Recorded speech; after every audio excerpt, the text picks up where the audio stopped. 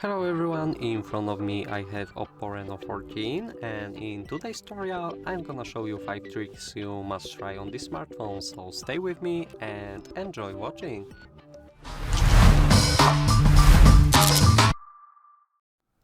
So with years of experience in tech tutorials, and I was testing a lot of smartphones for major brand and other brands, and I can tell you there is always a few tricks that you should know about and that makes your life easier, or maybe save some time, or help you activate some feature that maybe I don't know, fun or useful for some way.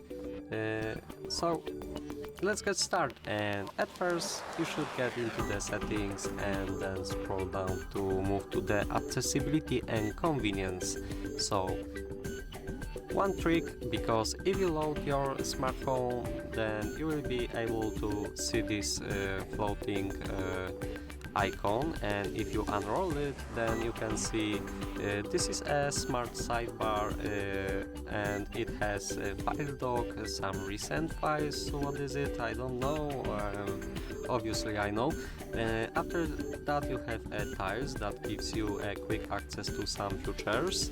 You can drag them and rearrange them in a way you want by using this edit button. Also you have some tools that you can add to your smart sidebar, for example partial screenshot. I can move it and rearrange it in a way that I want to use it, and also I can get the quick access to camera applications and a lot of stuff that you can check for yourself.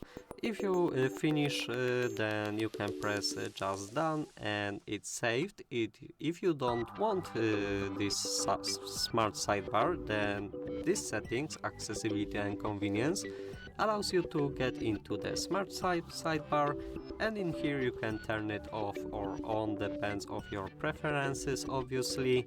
You can also adjust the smart sidebar to your own needs. For example, if you get into the floating bar, then you can choose if you want to hide it or auto hide it. You can change the size of it, the transparency, if you want it more down or up, if you want it on the right side or left side. All depends of your needs. So if you finish, then get back to the previous page, and in here we have a few options. The first one is smart functions, recommended actions you might want to perform based on the app or service you are using. So decide if you want to turn it on or off. The file dock, if you are studying or learning, or I don't know, reading, maybe working, then you can sometimes bring some files or images or text that you wish to save for a later. So you will be able to drag this content and move to the file dock. In file dock you can see all of the saved files. It will be seen in here, or you can click the recent files and see what's in here. As you can see, I made some screenshot and I have it in here. So yeah, that was it. You can always choose a show recent files, so if you turn it off, then it disappears from here. You can leave the show up names, it's helpful, don't change it. I think all of us like to see the exact application we want to use. We don't remember all of the icons for some applications. So yeah, that was it. In here we have some interesting things. So gloves mode, this mode allows you to interact with the screen effortlessly while wearing a gloves. So if you are a worker and you want to use this smartphone while wearing gloves, then this mode actually can help you with it. Gaming is not supported. This is good to remember, but what is the point game with gloves on your hands? I don't know. Just it. I don't know. Whatever. Now move gestures and motions. So in here we have on the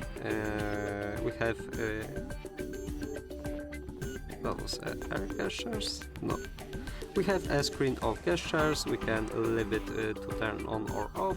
I don't know if you want to leave it on or off. What is important, again, these two options. You can allow the swipe down with 3 fingers to take a screenshot and touch and hold with 3 fingers to take a screenshot. This is the same thing and in the previous settings, but in here you can also change it. What is cool in here, this is turning on or off the flashlight with volume down button.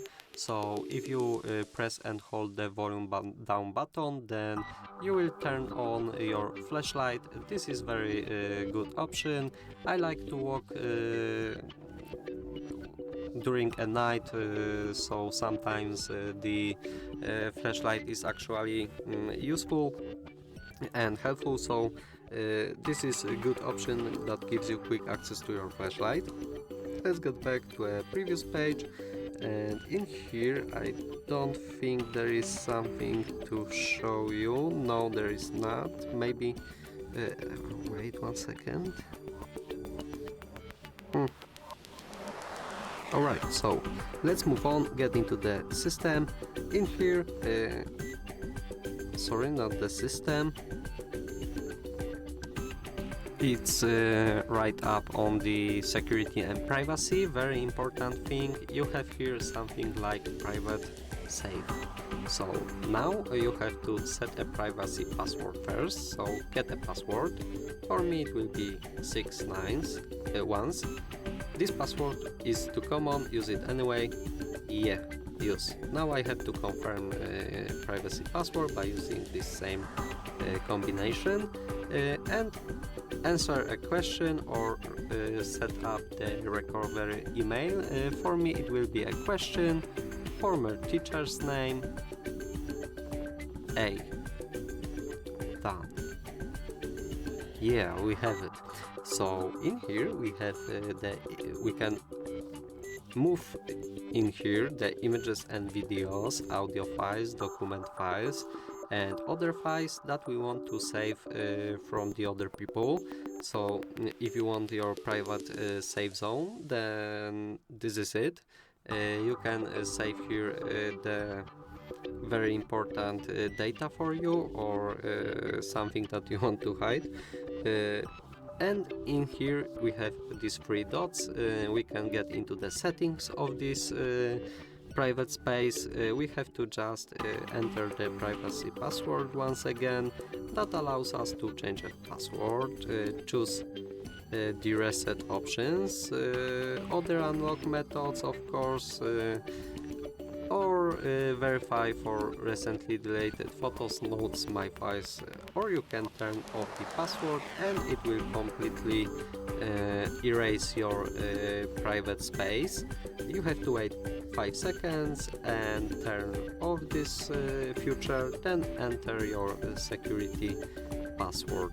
So that was a very important trick, because it gives you possibility to have some privacy on your device. I don't know, from kids or I don't know, wife or husband or your friends that you want to share with them. So this is a good option for you.